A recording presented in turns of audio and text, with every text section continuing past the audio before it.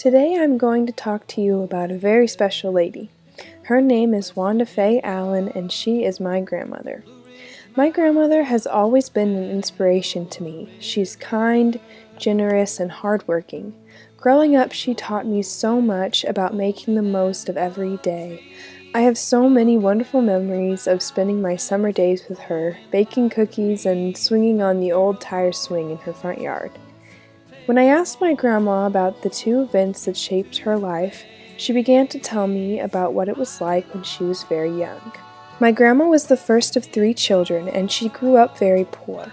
She lived out in the country and remembers having to hook a mule up to a cart when the family needed to go somewhere. She lived fairly close to the church and her grandparents, about a mile's walk down a dusty road. Even though life was not always easy for my grandmother, she still found ways to enjoy life and have fun. She strongly remembers the old tricycle she used to have. She said that she would spend hours riding it around the yard. When my grandmother was 5 years old, her sister Dina was born. Dina's arrival was the first big event that my grandmother talked about.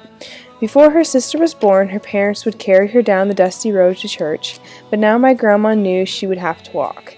My grandma knew that with her sister being born, she would have to be much more responsible. Later on down that dusty road came the next big change in my grandmother's life. When she was starting high school, her family was still very poor, but they found the money to purchase rich bottomland near the river and started farming cotton. Soon after, though, the government decided to build a dam and purchased over half of her family's land. With the money they received from the government, my grandma was able to take a business course at a university in Shreveport. This course was the second big event that my grandma described to me. She said that the course she took was immensely beneficial to her and would help her with jobs later on down the line. After talking with my grandmother, I have learned that I shouldn't take anything for granted. Growing up, my grandma found joy in all the little things in life. She took advantage of the opportunities that life sent her way and made the most of every day. My grandma still enjoys the little things, like a new tire swing or teaching her grandchildren how to make homemade ice cream. My grandmother might have been poor growing up, but she has always been rich in love, compassion, and joy.